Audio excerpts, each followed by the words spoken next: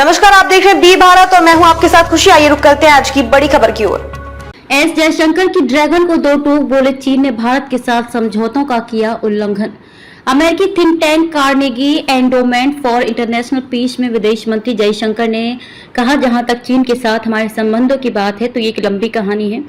संक्षेप में कहें तो सीमा पर शांति एवं स्थिरता बनाए रखने के लिए हमारे बीच समझौते थे। चीन ने उनका उल्लंघन किया। हमने सेनाओं को अग्रिम मोर्चों पर तैनात कर रखा है और उससे तनाव पैदा हो रहा है। तनाव जारी रहने से संबंधों पर पड़ेगा स्वाभाविक रूप से असर। अग्रिम मोर्चों पर तैनाती का समाधान होने तक जारी रहेगा तनाव। विदेश मंत्री एस जयशंकर ने मंगलवार को कहा कि चीन ने भारत के साथ सीमा समझौतों का उल्लंघन किया है। साथ ही कहा कि दोनों देशों के बीच तनाव जारी रहने से संबंधों पर स्वाभाविक रूप से असर पड़ेगा। चीन की वजह से हो रहा तनाव। अमेरिकी think tank Carnegie Endowment for International Peace में एक सवाल के जवाब में विदेश मंत्री ने कहा कि जहां तक चीन के साथ हमारे संबंधों की बात है तो ये एक लंबी कहानी है। संक्षेप में कहें तो सीमा पर शांति एवं स्थिरता बनाए रखने के लिए हमारे बीच समझौते थे। चीन ने उनका उल्लंघन किया। हमने सेनाओं को अग्रिम मोर्चों पर तैनात कर रखा है और उससे तनाव पैदा हो रहा है। जब तक अग्रिम मोर्चों पर तैनाती का मसला नहीं सुलझता, तनाव बना रहेगा। अगर तनाव रहेगा तो बाकी रिश्तों पर भी स्वाभाविक रूप से असर पड़ेगा। व्यापार के संबंध में जयशंकर ने कहा, वैश्विक विनिर्माण मैन्युफैक्चरिंग में चीन की हिस्सेदारी लगभग 31 से 32% है। ऐसा इसलिए हुआ क्योंकि कई दशकों तक पश्चिम के नेतृत्व वाले अंतर्राष्ट्रीय कारोबार जगत ने आपसी हितों के लिए चीन के साथ सहयोग करने का चुनाव किया। आज किसी भी देश के लिए जो किसी भी तरह की खपत करता है या विनिर्माण करता है तो चीन से सोर्सिंग करना अपरिहार्य है।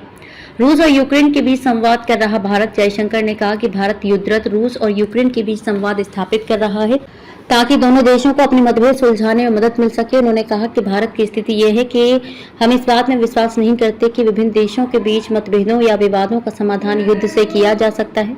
अगर युद्ध से निर्णायक परिणाम नहीं मिल रहे हैं तो कभी न कभी किसी न किसी रूप में वार्ता करनी होगी। वार्ता होगी तो कुछ तैयारी, कुछ अन्वेषण और संबंधित पक्षों के बीच कुछ संवाद करना होगा। पश्चिम एशिया की स्थिति पर विदेश मंत्री ने कहा कि हम संघर्ष के व्यापक होने की संभावना से बहुत चिंतित हैं। न सिर्फ जो लेबनान में हुआ बल्कि हाउतियों एवं लाल सागर तक भी और कुछ हद तक ईरान और इजराइल के बीच जो कुछ भी हुआ है।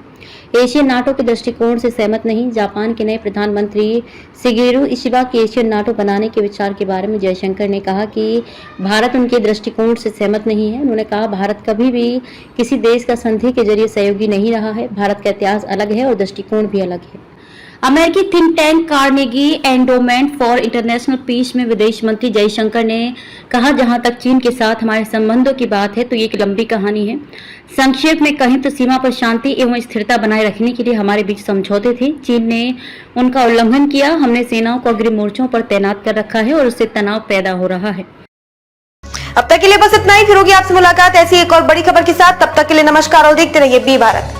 ऐसे लेटेस्ट अपडेट्स के लिए हमारे चैनल बी भारत को सब्सक्राइब करें और तुरंत नोटिफिकेशन पाने के लिए बेल आइकन प्रेस करना ना भूलें। यदि आप हमें फेसबुक के माध्यम से देख रहे हैं तो हमारे पेज को फॉलो जरूर करें। धन्यवाद।